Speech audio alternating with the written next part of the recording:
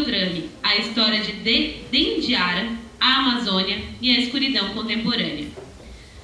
A emergência pela defesa da floresta, da sua imensa diversidade étnica, complexidade humana e biodiversidade planetária, clama por solidariedade aos povos originários, compreensão de seu abandono, luta contra seu extermínio.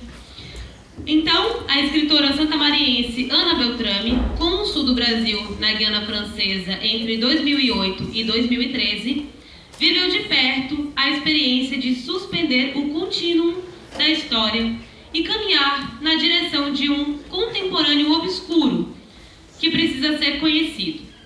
Essa é a matéria de O Passeio de Dendiara, texto denúncia da escrita diplomata, elaboração de vivências custosas de suportar, difíceis de contar, sobre o qual Pedro Brum Santos e a escritora conversarão na FLISM de hoje. Muito obrigada pela presença. Obrigada.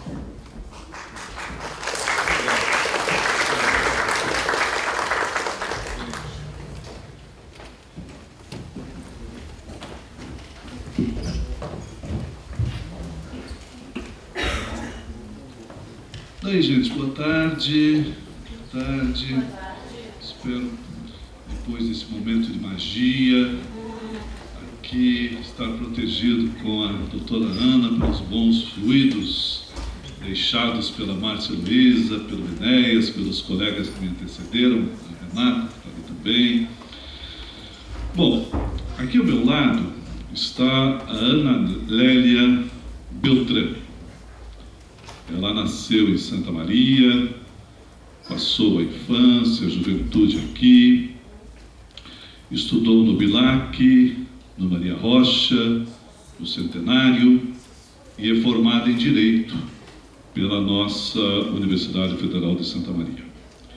Ingressou no Itamaraty, através de concurso, no final dos anos 70, e soma várias embaixadas pela vida. Nairobi, no Quênia, Paris, Atenas, Montevidéu, Cayena, Toronto e agora está em Ribeira, que é aqui pertinho. A Ana está aqui para conversar conosco porque ela é de Santa Maria, porque ela é diplomata, certamente, mas muito porque ela é escritora e autora deste O Passeio de Dendiara. O Passeio de Dendiara. Ana, muito bem-vinda, esteja à vontade. Temos aqui uma hora, pelo menos, para conversarmos um pouco, né, sobre, enfim, as suas atividades e, é claro, não só no campo diplomático, mas também seus escritos e o livro tema aqui da nossa conversa. Muito obrigada. Eu sou, como o professor disse, eu sou diplomata de carreira. Eu ingressei no Instituto Rio Branco em 77. E já tenho 48 anos de Itamaraty. E aí eu trabalhava em Brasília e ia para o exterior. Trabalhava em Brasília e ia para o exterior. Eu servi em Nairobi, no Quênia, eu servi em Paris, eu servi em Atenas, depois Montevidéu, depois Ribeira pela primeira vez, aí eu fui para Cayena, depois eu fui para o Canadá, para Toronto, e agora eu voltei para Ribeira.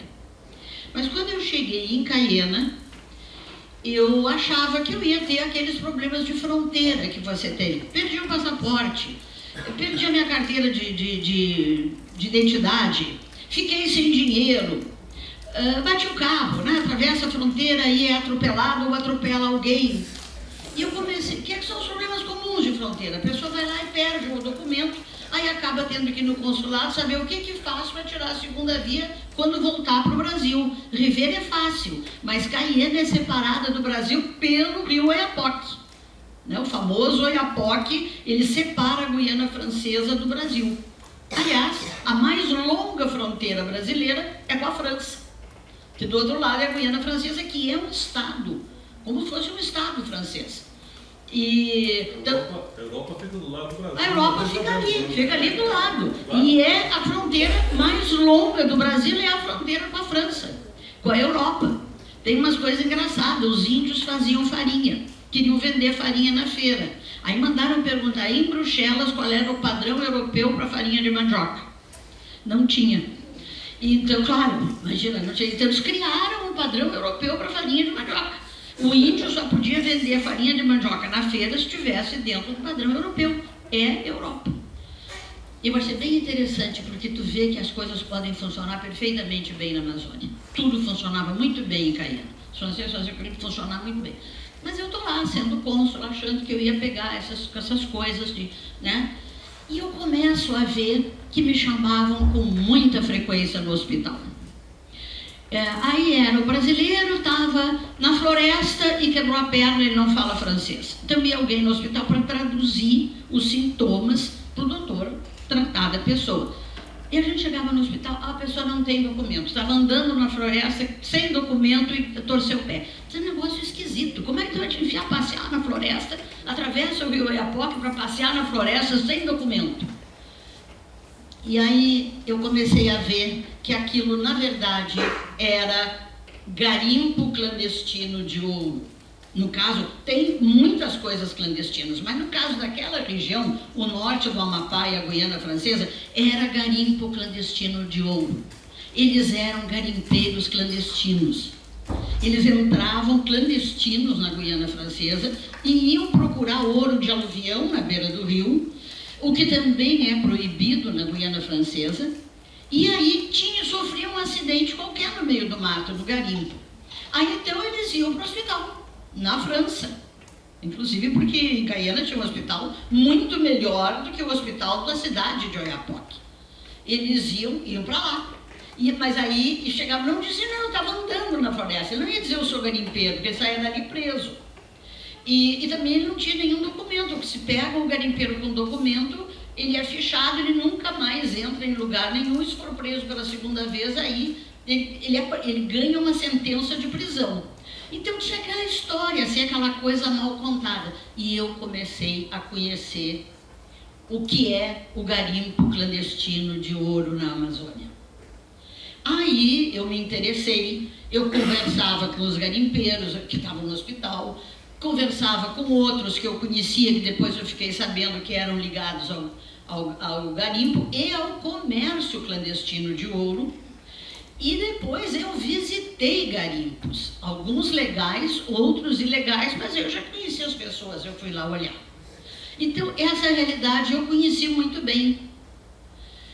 O que eu não tinha notado era imensa, aquilo ali, o garimpo esse, é uma máquina de demolir gente, é uma vida muito dura, sem lei, sem assistência nenhuma.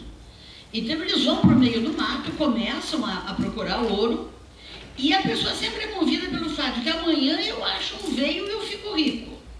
É como um cassino, você acha que a próxima aposta, a maquininha vai te devolver 100 mil reais. Né? Você fica botando as suas fichas e achando que na próxima rodada vem o balde, né? O balde cheio de fichas.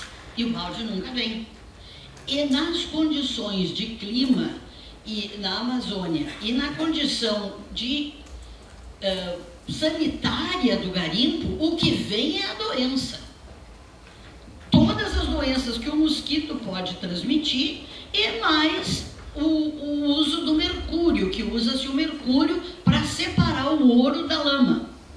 Porque o mercúrio, ele amalgama o ouro. Você pega na bateia ou na máquina, que agora já são grandes máquinas que fazem isso, numa esteira, e deixa o último pó de lama que está ali. Aí o cara vai e joga mercúrio. O mercúrio, ele é daquela cor que a gente vê quando tira a temperatura, quando quebra o termômetro. Daí fica aquela bolinha prateada. Tu sabe que ali tem ouro, ele pegou o ouro. Tu pode tirar as bolinhas prateadas de mercúrio para cá e jogar o resto fora. Aí bota o mercúrio vamos dizer assim, num cadinho, né, que é uma panela grossa, e toca fogo em cima, toca a temperatura em cima.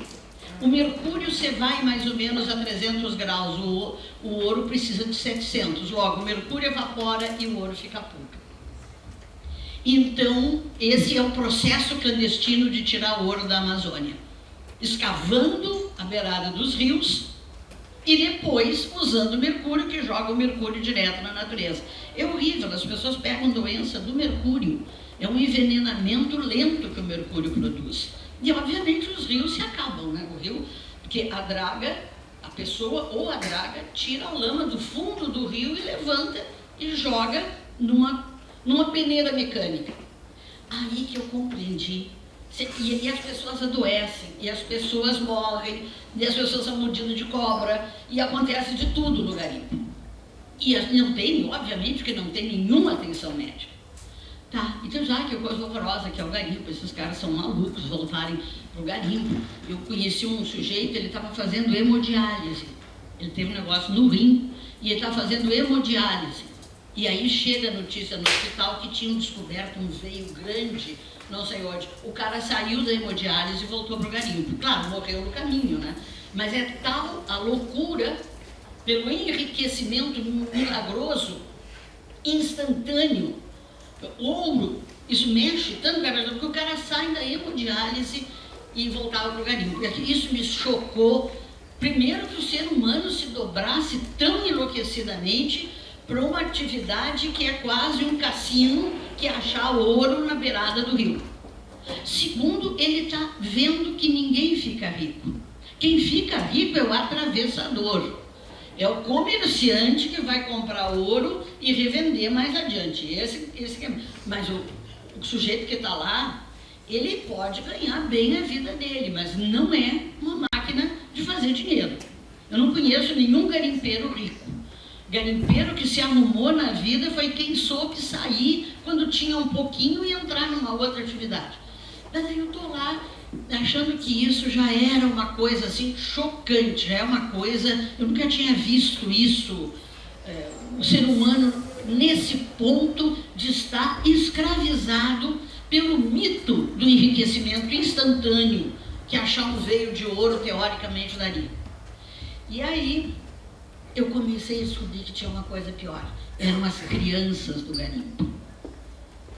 As crianças que iam para o garimpo, às vezes iam com os pais, mas ficavam lá e acabavam tendo que trabalhar no garimpo, trabalhar na cozinha, ajudar a mãe, os guri, os meninos iam trabalhar mesmo na remoção de lama.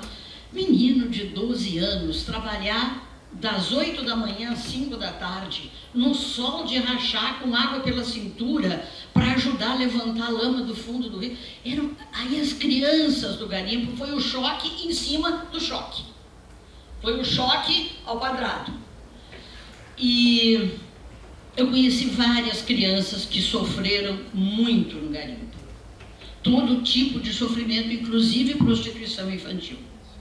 Então, muitos anos depois, já com calma, já em Toronto, já no Canadá, eu escrevi esse livro, O Passeio de Dendiara. Dendiara, essa criança aqui, nunca existiu. Essa criança é o amálgama do fundo da peneira, do fundo da bateia de todas as crianças, umas 7 ou 8 crianças do garimpo que eu conheci. Dessas 7 ou 8, quase todas sobreviveram, a gente conseguiu ajudar, mandar de volta para Macapá, para Belém, para a família, e uma morreu. E isso aqui então Dendiara não existe, ela é a soma de todas as crianças que eu vi terem uma vida sofrida no garimpo de ouro clandestino da Amazônia, da Amazônia, do Amapá e da Guiana Francesa. Mas são crianças brasileiras que foram levados pelos brasileiros para trabalhar nos garimpos, que no caso é na Guiana Francesa, mas podia ser em qualquer lugar da Amazônia, porque eles estão por tudo. Aqui eu não chego a falar nos indígenas, essas crianças são caboclinhos amazônicos, amazônidas, podem ter sangue indígena, certamente terão, mas não tem mais uma cultura indígena. São crianças da periferia de Macapá, da periferia de Belém, da periferia de Ananindeua, da periferia de Alter do Chão, da periferia das grandes cidades paraenses e das cidades do Macapá, que é a capital da Amazônia. São crianças da periferia das grandes cidades do norte, não são necessariamente indígenas. Todas essas crianças juntas chegaram nessa história de Dendiara. Eu não vou dar spoiler, mas o passeio é porque uma vez me chamaram no hospital que tinha uma menina e não falava português, não tinha documento nenhum, com todo mundo, não falava português, estava andando, acharam ela caminhando na beira da estrada e não falava português, não tinha nenhum documento. O hospital chamou o consulado, porque 99% dessas pessoas eram brasileiros, mas a guria não falava com ninguém, nem com as enfermeiras que falavam português. Aí eu fui lá, ela também não queria falar comigo, mas eu descobri que a menina estava numa ala do hospital e queria ir para outra ala da pediatria, onde a televisão passava desenhos infantis de manhã. Porque no lugar onde ela estava, a televisão passava programa de adulto.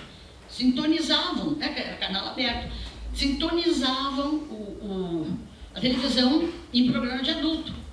E a menina queria ir para a ala infantil. Então eu consegui que o hospital me deixasse levá-la. Eu ia de manhã, pegava a menina e atravessava o hospital e levava para a ala infantil. Essa travessia do hospital, com essa criança, eu fui puxando papo com ela, fui puxando assunto. E o que ela me contou sobre... Essa travessia do hospital é o meu passeio com Dendiara. Toda manhã eu passeava com a Dendiara de uma ala a outra do hospital. E o que ela me contou sobre o que ela viveu no garimpo é o livro que se chama O Passeio de Dendiara, porque eu passeava, eu reduzia, assim, eu ia devagar para ir puxando as histórias. É a história do sofrimento infligido no garimpo, não é pelo fulano ou pelo beltrano, é pela busca imaginária, obsessiva pela riqueza instantânea que as pessoas acham que o ouro produz.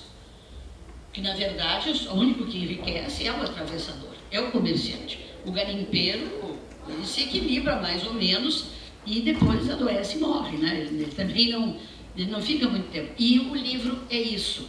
Esse foi o livro que eu escrevi. É o único livro que eu escrevi até agora. Eu já escrevi um livro técnico, mas faz um tempo atrás, para tese, para promoção dentro do Rio Branco. Esse foi o único livro que eu escrevi, eu nunca tinha escrito nada de ficção, só relatório para o Itamaraty. E foi muito difícil e muito fácil ao mesmo tempo.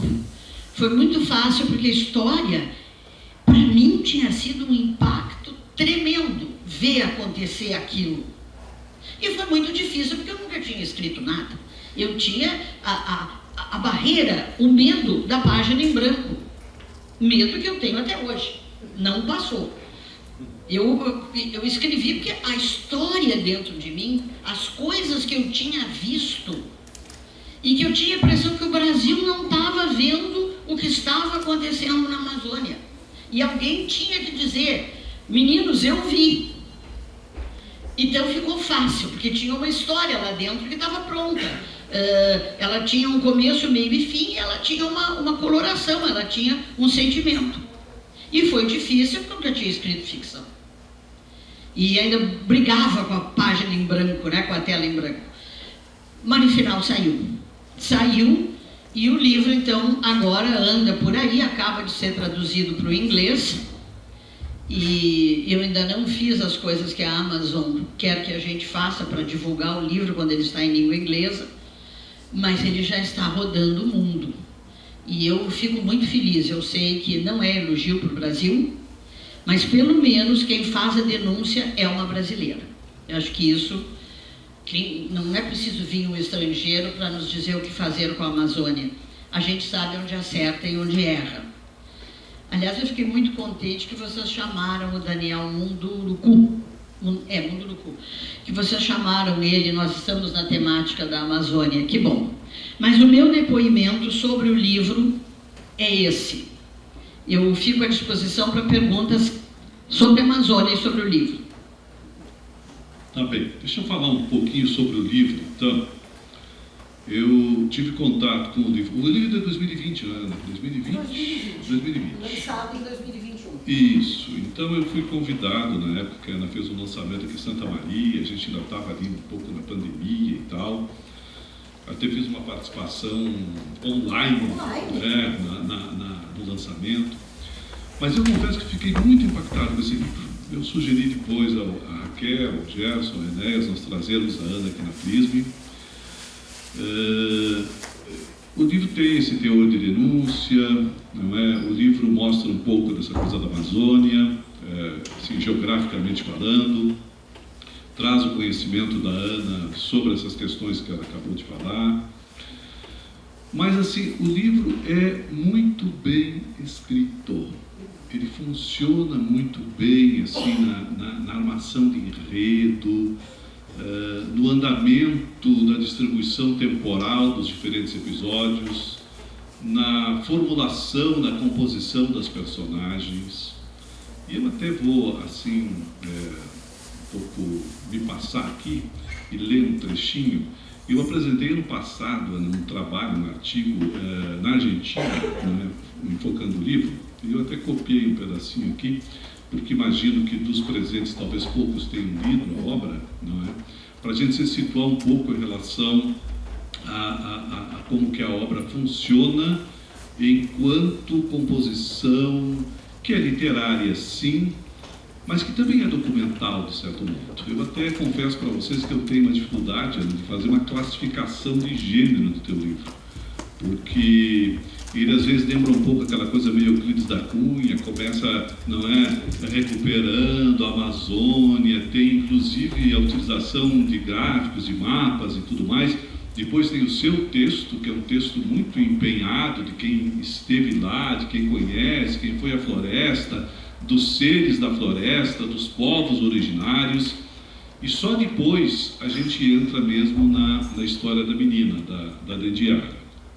Então, eu vou ler um trechinho que diz assim: o passeio de Dendiara, de Ana Beltrame, palmilha o país profundo, periférico e quase invisível, onde vive boa parte do povo brasileiro e onde começa e termina a história da pequena garota encontrada na solidão entre o Brasil e a Guiana Francesa.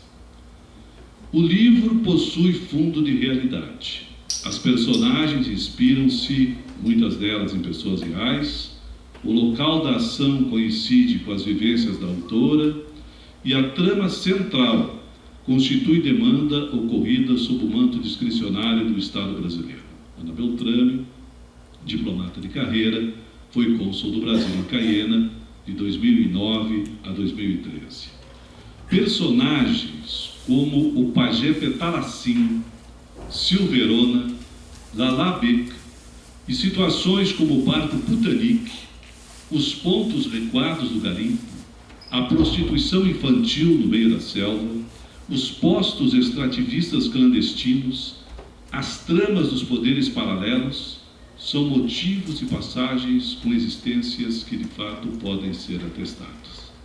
Dendiara surge da mais ingrata miséria e exibe aspectos trágicos da controversa ocupação da Amazônia, ao rasgo da história da floresta e de seu cotidiano, permeado pelas chagas de vidas nuas. A narrativa de Ana Beltrame estabelece um contínuo de existências prévias que se organizam e ressignificam no e pelo ato de narrar, sob a voz organizadora de um autor, narrador, que redobra o dentro e o fora do texto na busca de mostrar, explicar e denunciar.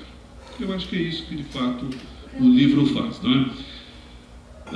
Eu preparei aqui algumas questõezinhas, depois também vou abrir aqui para, acho que a curiosidade dos presentes, mas para falar bem do passeio de Dendiara, Ana, você já falou assim como surgiu a ideia de escrever o livro e tal, e que é a sua única experiência de ficção.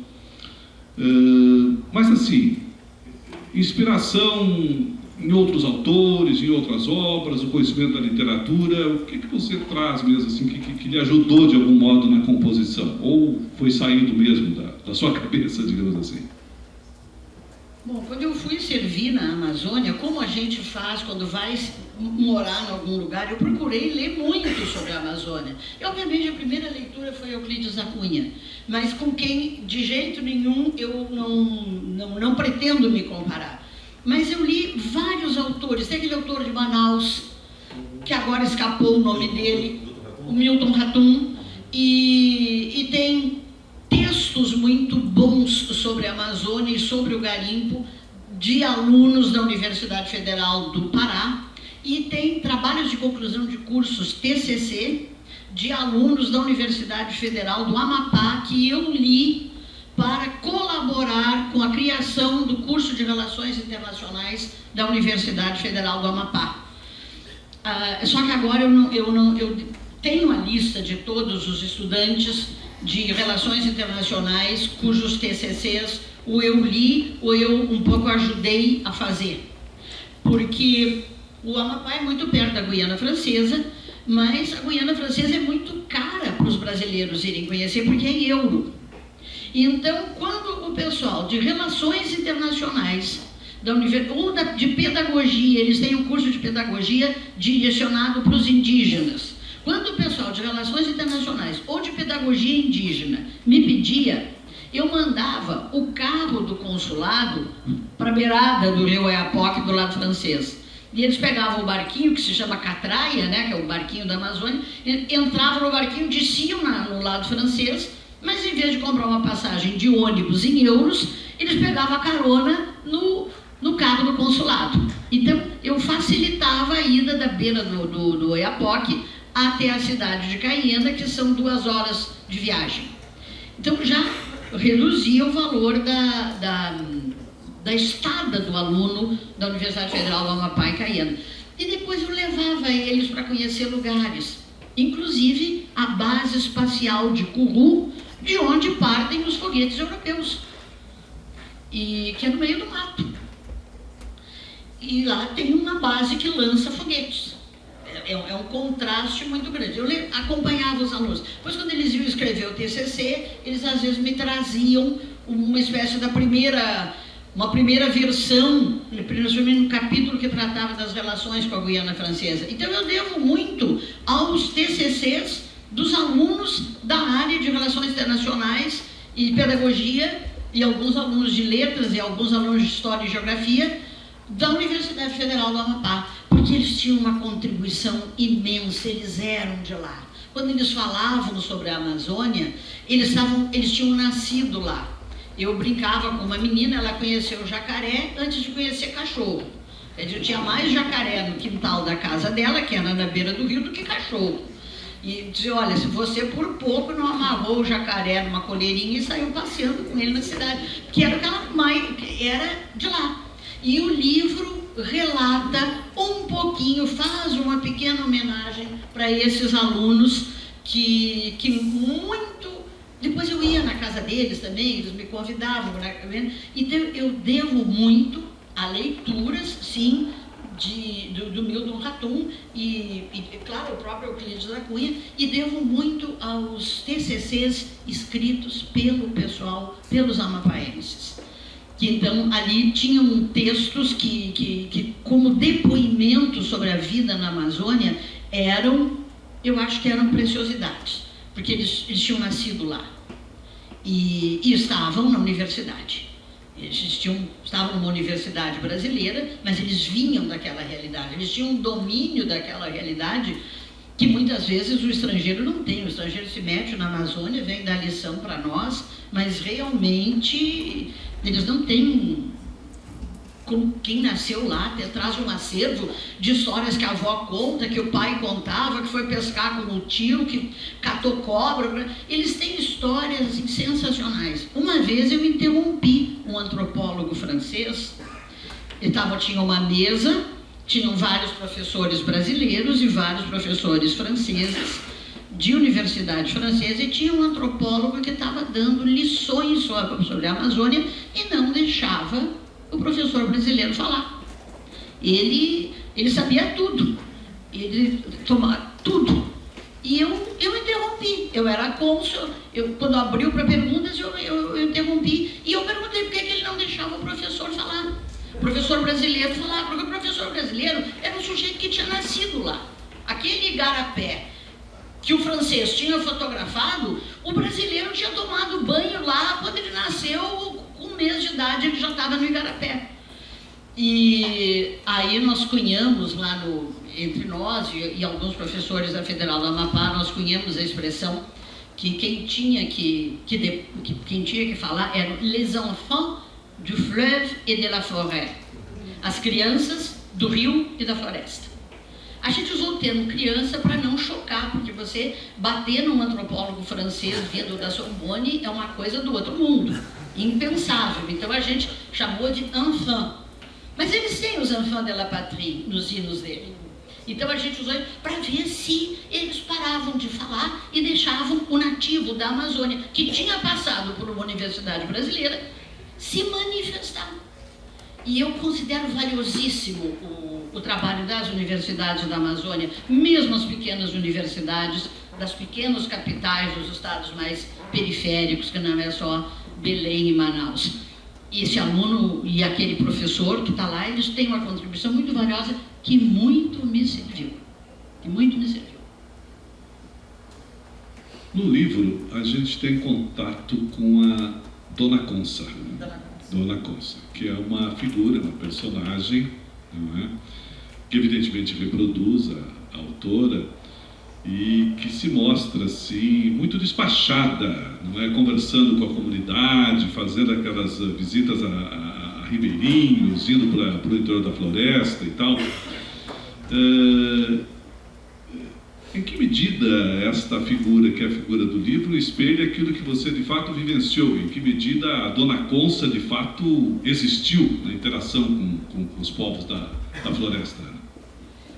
Eles não conseguiam dizer cônsul, eu sabia o que era título, sabia que era título de cônsul, de embaixador. Então eles me chamavam de Dona Consa.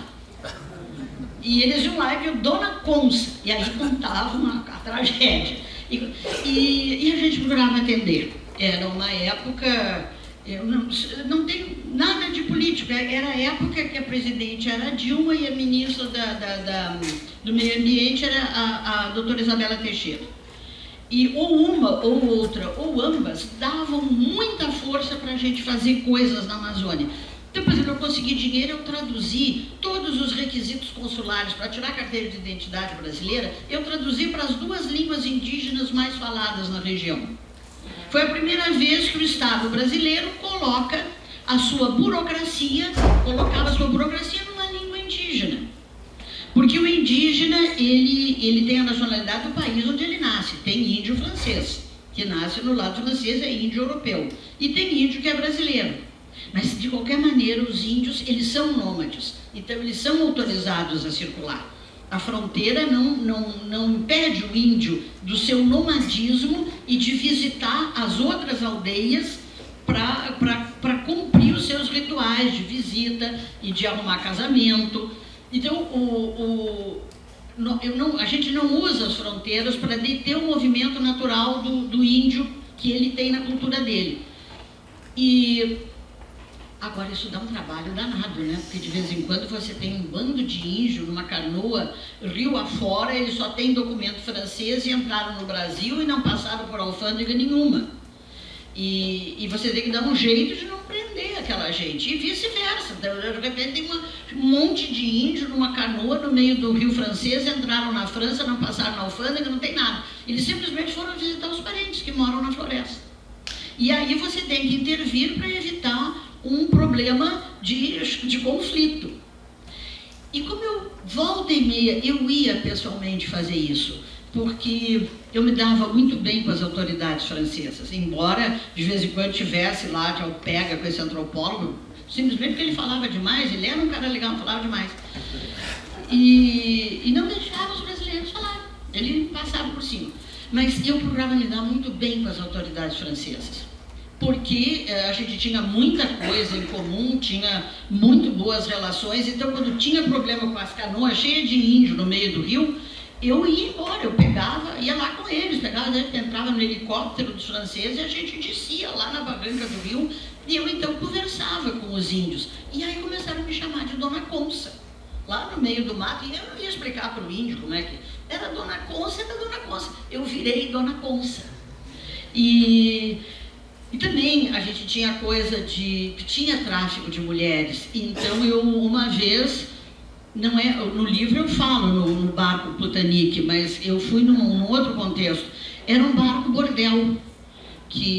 Era um barco que era um bordel flutuante. Ele andava pelo rio, quando ele via um garimpo, ele parava, amarravam o barco na árvore, botavam um alto-falante no convés para o lado de fora, mandavam brasa num som, aí o garimpeiro vinha para o bordel, que cobrava em ouro.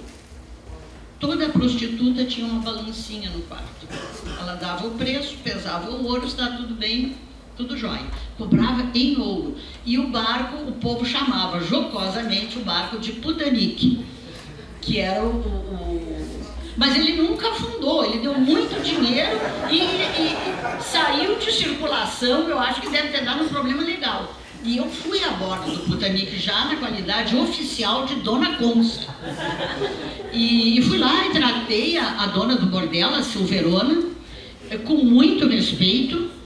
E, poxa, ela fez um almoço para mim maravilhoso. Fez um almoço maravilhoso.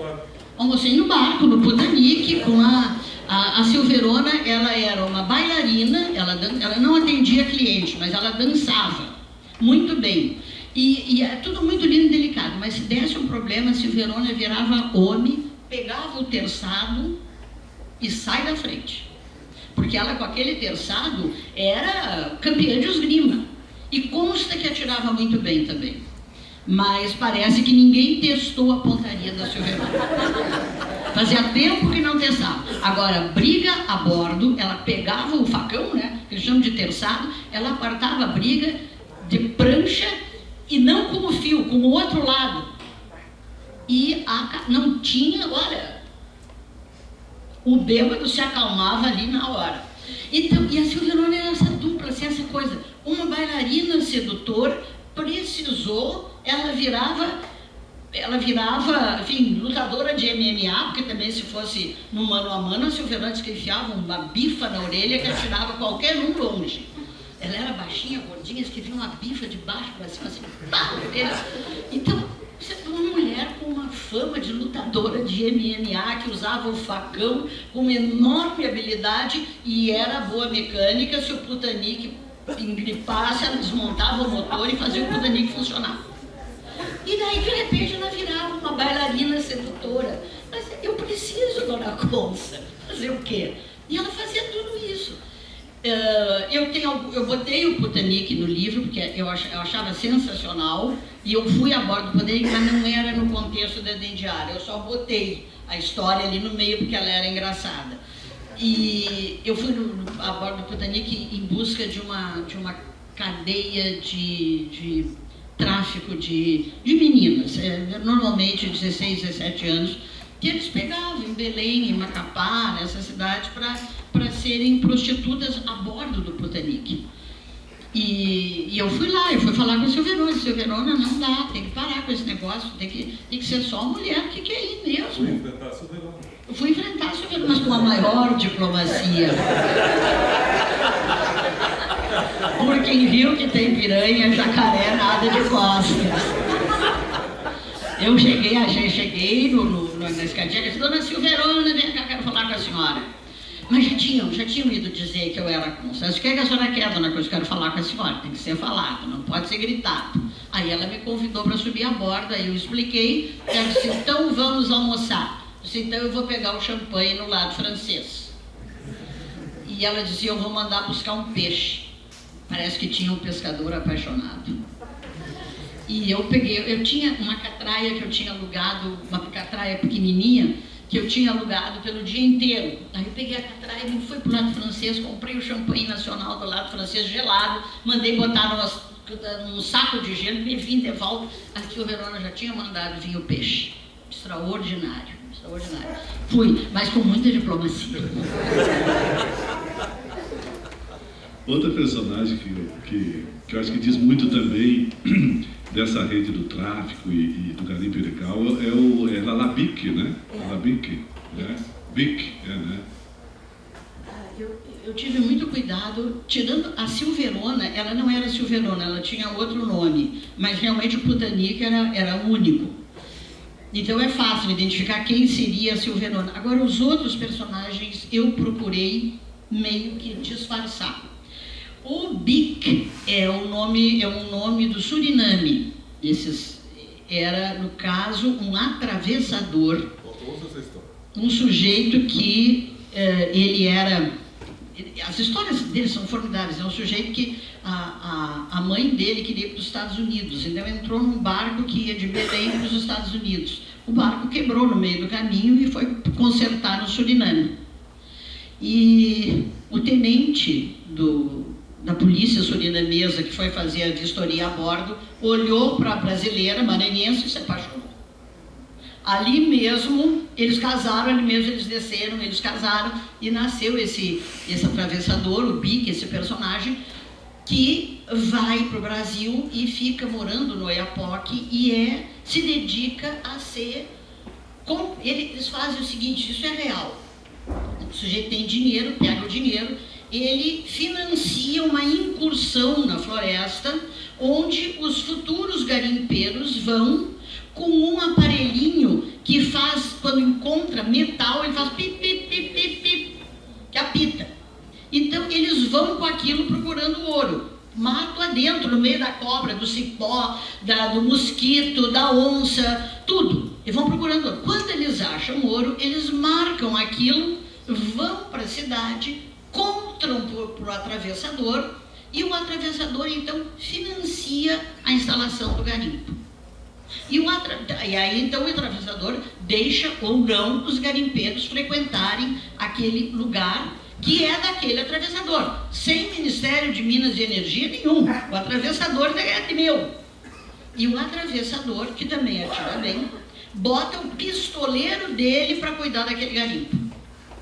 Aí já vão para o meio do mato, o pistoleiro, no caso, o senhor Bic, esse tinha uma porção tinha lá o escritório do crime dele, vai o pistoleiro dele e uma porção de garimpeiro. E começam a procurar ouro. E vão também mulheres. Normalmente elas são cozinheiras de dia e prostitutas de noite. E cobram em ouro. É tudo em ouro. O ouro é medido na chamada onça Troy. Eles chamam de onça Troy. É a dona Conça e a onça Troy. Eram as duas autoridades da floresta. E eles fazem e cobram. E também em ouro. Então essas mulheres vão. E no caso da Indiara foi, e era de dia são cozinheiras e de noite são prostitutas e cobram em ouro. Essas mulheres, depois de um certo ponto, as mulheres vão também, vão embora, já consegui comprar minha casa em Macapá, então ela vai embora e aí vem outra. E agora essa mulher que vai lá, o garimpo. Para ir embora tem que sair da zona. Não, ela para ir embora, ela já tem que ter pago o dono do garimpo, o tanto que o dono do garimpo cobra, porque o dono do garimpo cobra do garimpeiro que está lá, da cozinheira que está lá, da prostituta que está lá, e de qualquer serviço que seja prestado ao garimpo, o dono do garimpo, aquele atravessador, ele cobra. O garimpo é dele, não é do Ministério de Minas e Energia, não é do Estado brasileiro, o garimpo é dele, e ele cobra. Aí, por exemplo, essa mulher que está lá, ganhou dinheiro, ela pagou o tanto que ela tinha que pagar. Ela veio embora, então, para a cidade. E aí dela, se ela contar onde é que é o garimpo. Que tem também o sigilo. Também, se todo mundo fica sabendo, um dia alguém assalta. E então, o garimpo no meio da floresta, ninguém sabe onde é. Se tu quer ir para o garimpo, tu tem que falar com o dono do garimpo, no Oiapoque ou no Macapá, ele te dá uma senha, ele te bota numa excursão de gente que vai para trabalhar no garimpo, ajusta o preço, o tanto de ouro que você vai ter que pagar para ele, e aí você vai para o meio do mato para o garimpo. E eu criei também, o personagem também não existe, né, mas é a soma de vários deles, que era um pouco maranhense, um pouco do Suriname, e que são realidades que tem ali, e que era um comerciante, entre aspas, era um dono de garimpo. Esse dono do garimpo recebe esse ouro, aí a lei brasileira é maravilhosa, a pessoa é autodeclaração.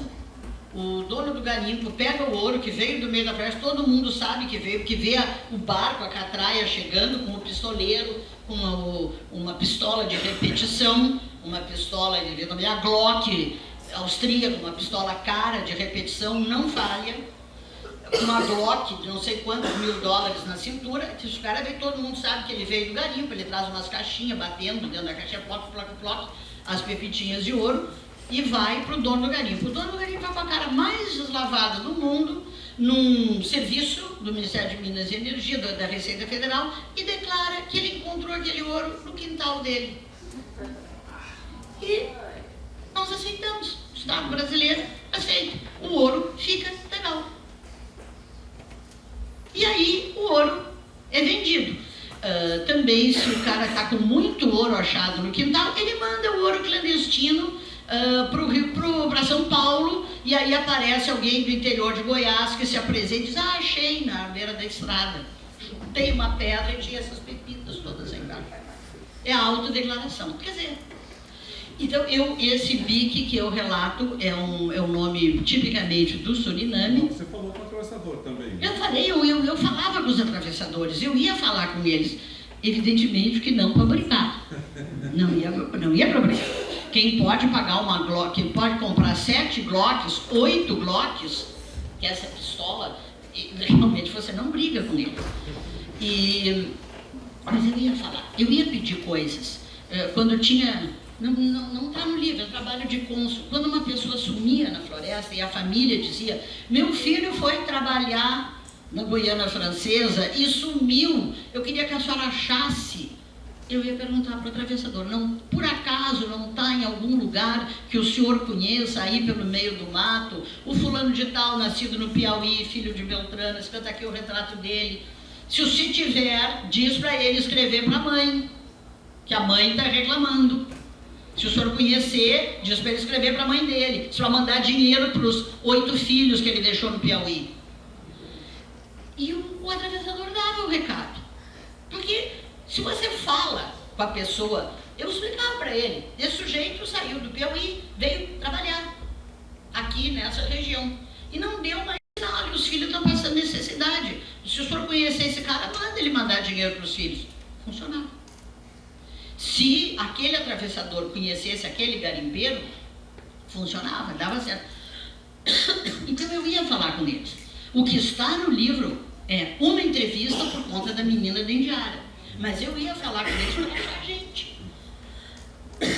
Sempre sem admitir que eu sabia o que eles estavam fazendo no mato. Eu sei o que você está fazendo no mato, mas eu não dizia que eu sabia. O senhor viu por aí o fulano, ouviu essa menina, tem essa foto. Eu queria, o pai e a mãe estão procurando a menina, a mulher está sem notícia do marido, os filhos estão passando necessidade, a mãe não recebe nenhuma informação. E aí o atravessador, muitas vezes eu fui atendido, mas nunca denunciei. O livro não permite que ninguém saiba de quem é o atravessador que eu estou falando, porque eu acho que era uma coisa, era um pacto de cavalheiros, ou de damas, ou, como diziam os franceses, n'importe quoi, dès que ça marche, né? Não me interessa desde que funcione. Mas eu falei com eles, sim, eu ia falar com eles, falava com o índio, falava com o atravessador, com o bandido eu procurava não falar, com o matador, tu sabe o que, aí é bravo, aí esse eu não falava com polícia, falava com o juiz, eu tinha que falar com todo mundo, não podia brigar com o réu. E o pajé Petalacim? O pajé Petalacim existe e se chama, quer dizer, existiu, ele já faleceu, e se chamava Petalacim.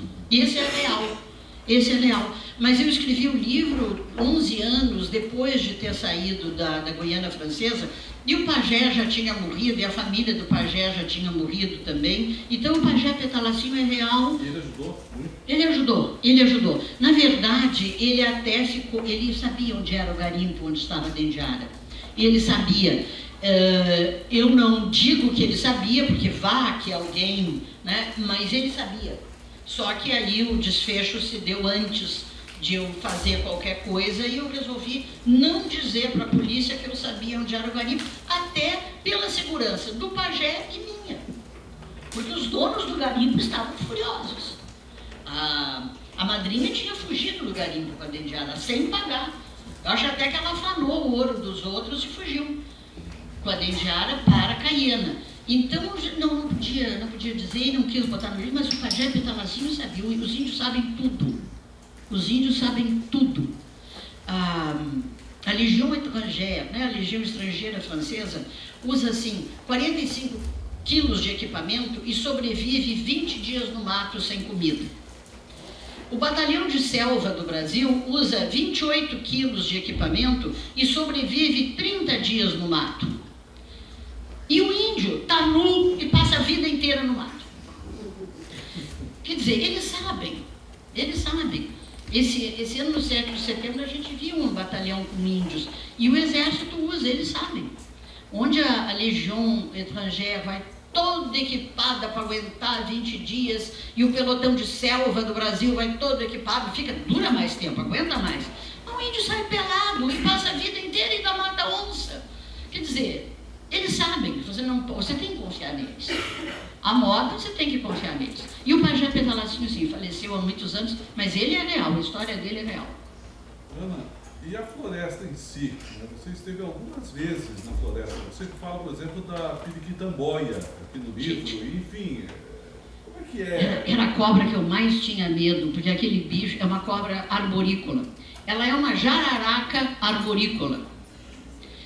Tem o veneno da jararaca, só que ela está na árvore lá em cima. Você passa, faz barulho nos ramos aqui embaixo, porque o seu chapéu bate, a bicha, ela é louca, ela se atira lá de cima e morde no rosto. Morde na cabeça. E ela é louca, não precisa ser cutucada. Basta você mexer na árvore, porque a cobra é surda, né? Ela não ouve, mas ela sente vibrações.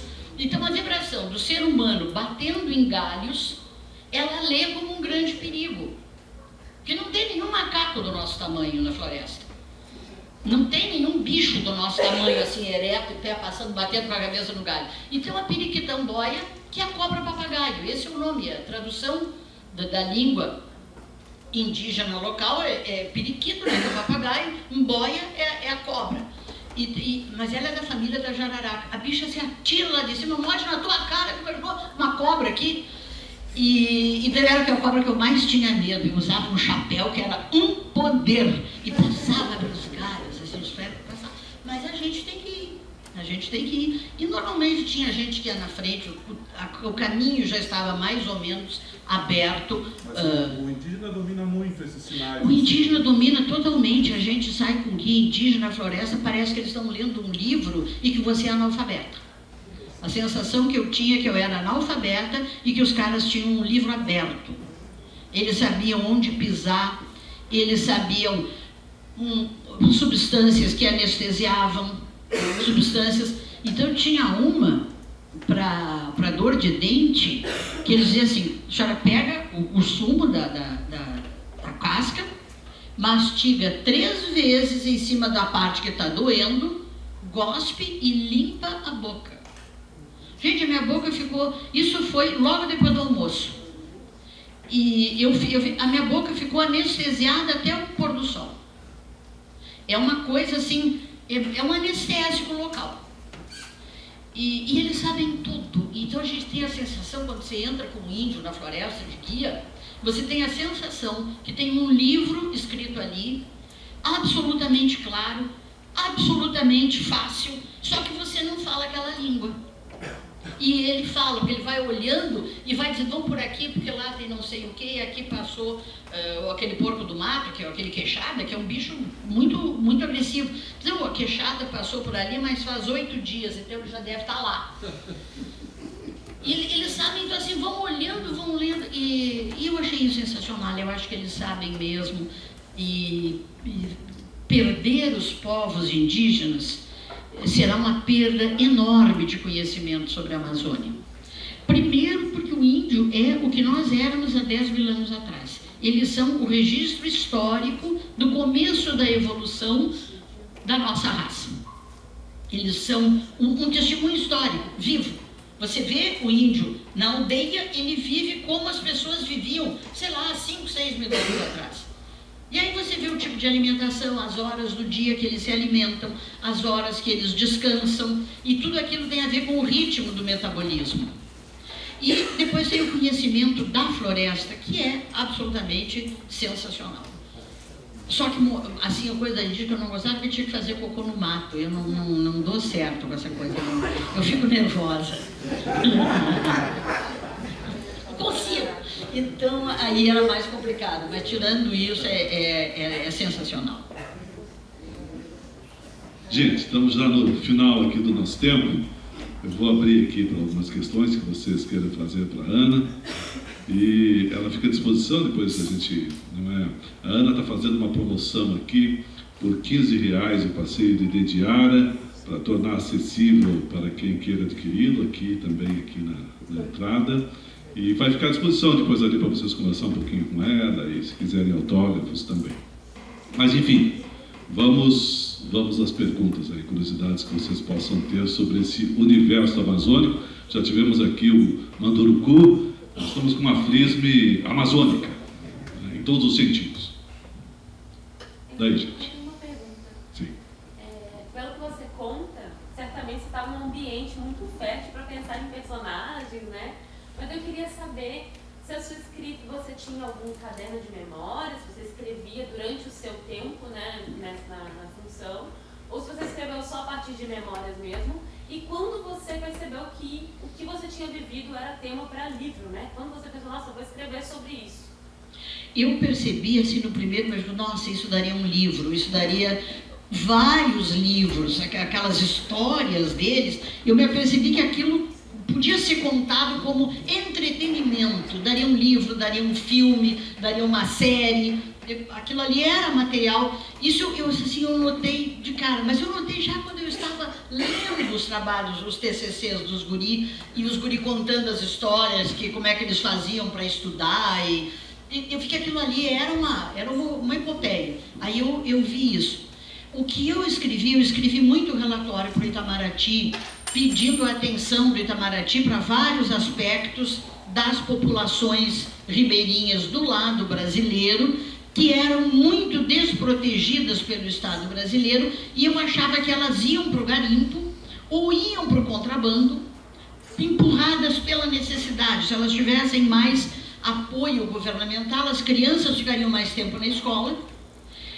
Tinha a gravidez, não seria na adolescência, mas já para mulheres adultas, e tivessem mais conhecimento, se evitaria a gravidez na adolescência, e você evitaria que os homens partissem para o crime e se sumissem no garimpo. O garimpo deixava as viúvas do garimpo, os homens iam, não voltavam, né? Eles morriam lá. Então era uma situação social que eu via do lado brasileiro. Eu escrevi muito para o Itamaraty, muito como relatórios consulares para o Itamaraty. E, inclusive, coisas assim de preservação do patrimônio cultural. Na Amazônia existem quilombos, principalmente na Guiana Francesa e no Suriname. Eles trouxeram escravizados para a cana-de-açúcar. Tinha açúcar na Guiana Francesa e tinha exploração do açúcar no Suriname. Antes do açúcar aparecer em Pernambuco, no Nordeste, as pessoas já desenvolveram, mas depois no Nordeste brasileiro foi muito mais fértil. Mas já tinha açúcar. Eu acho que eu relato no livro Demerara, o tipo de açúcar que a gente chama Demerara. Demerara é um rio do Suriname, em cujo vale se fazia aquele tipo de açúcar. Então tinham quilombos, que no Suriname chamam-se, e no Suriname, na Guiana Francesa, chamam-se marrons. Marum é a palavra surinamesa, na língua do Suriname é marum, é o quilombo.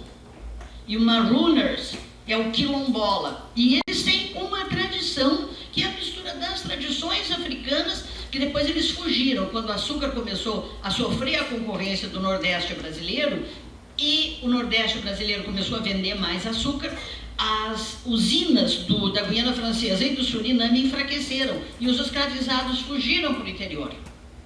E formaram quilombos muito poderosos que ficaram intocados até as independências. No caso do Suriname, ficaram intocados, porque o açúcar perdeu o poder perdeu para o Nordeste brasileiro. E aqueles quilombos ficaram intocados no meio da floresta, e eles têm uma diversidade cultural muito interessante, porque juntou os escravizados de forte raiz africana com os índios.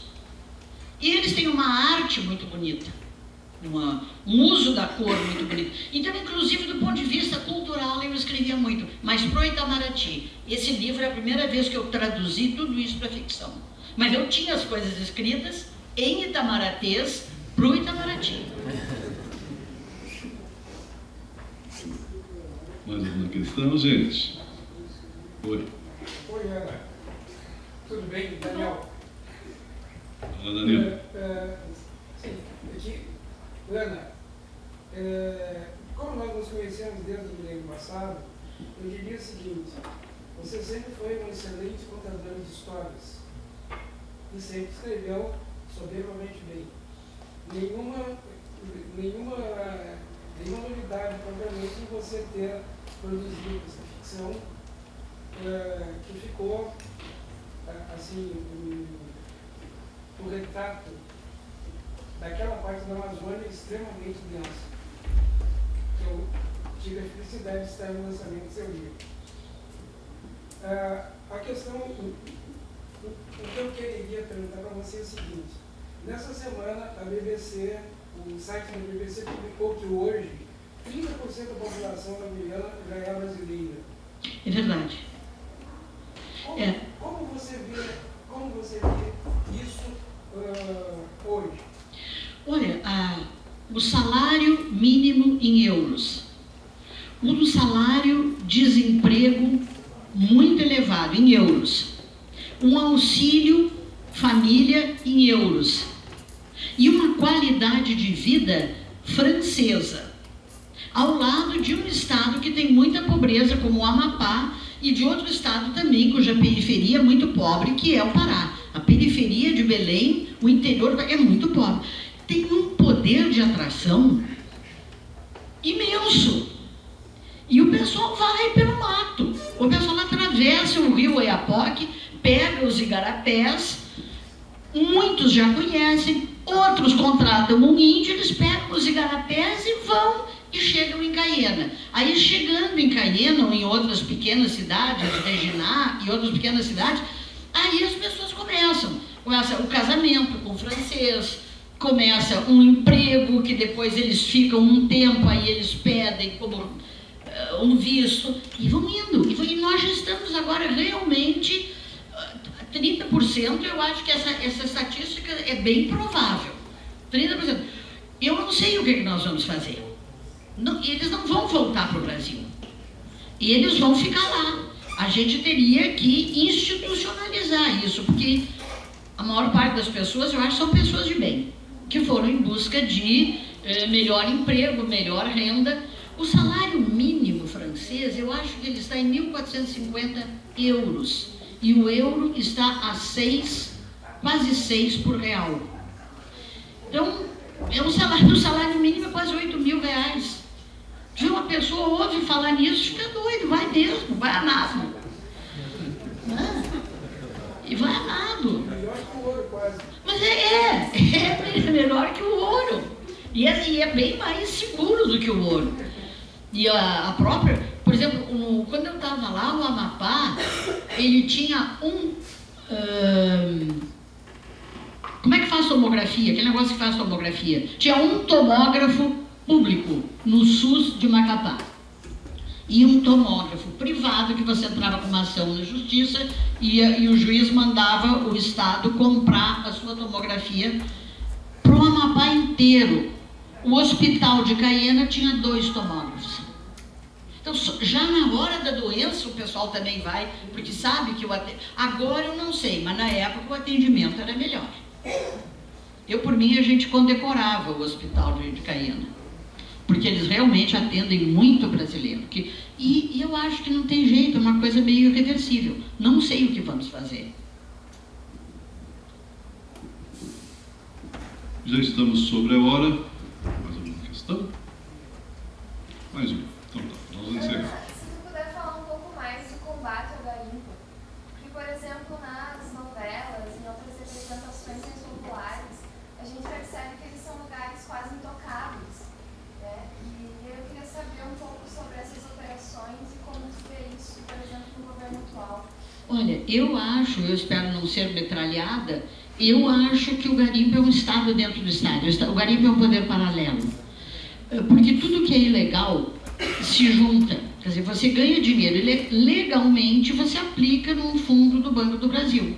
Mas se você ganha dinheiro ilegalmente, criminosamente, onde é que você vai aplicar? Em outra atividade criminosa. Então, o tráfico de drogas alimenta o garimpo, que alimenta o tráfico de drogas. Porque são duas atividades ilegais onde as pessoas investem o dinheiro ilegal que está escondido em casa. E o garimpo na Amazônia, ele enriqueceu muita gente. Não é o garimpeirozinho, é o atravessador que está na cidade, é o comprador de ouro, eu digo em São Paulo, mas nas grandes cidades, é o comprador de ouro em Nova York, é o comprador de ouro na Suíça. E nesse percurso do ouro, eu acredito que ele corrompe várias autoridades. Então, eu não posso dizer que corrompe, eu não tenho prova. Mas eu acho que alguém deve ser corrompido em algum momento, em algum lugar. Porque o ouro sai da Amazônia, vai parar em outros lugares e a gente não, ele escorre pelo meio dos dedos da Receita Federal. Ele não deixa ICM, ele não deixa imposto de renda, ele não deixa IPTU, ele não deixa IPVA, ele não deixa taxa de nada, ele some sem pagar nada. E enriquece pessoas que não têm como justificar aquele enriquecimento e vão investir em mais crimes. Então, eu acho que ele se transformou num estado paralelo, numa fonte de renda e num mercado de investimento fora da economia, paralelo e criminoso. Porque ali também, você não pode cobrar dívida no cartório. Você não pode cobrar dívida na justiça, você manda o pistoleiro cobrar dívida. Então, é uma coisa muito violenta. E eu acredito que isso se formou e que já juntou as facções do Sudeste, elas já têm um pé no garimpo, e o garimpo já usa o know-how das facções, vocês sabem para quê, né? E eu acho que isso está se juntando, é um fenômeno recente, e eu acho que os governos têm que enfrentar, sim. Aquele ouro teria que deixar imposto para nós, aqueles garimpeiros, eles teriam que estar contribuindo para o INSS, porque na hora da dificuldade eles vão para o SUS, e eles têm que entrar no grande marco da legislação brasileira, e eu acho que eles estão fora e que isso é perigosíssimo. E tem que ser feito um esforço para que eles passem a fazer parte da economia formal legal brasileira. Muito bem, o papo está bom, né? Se alongaria certamente. Nós chegamos aqui ao tempo estipulado.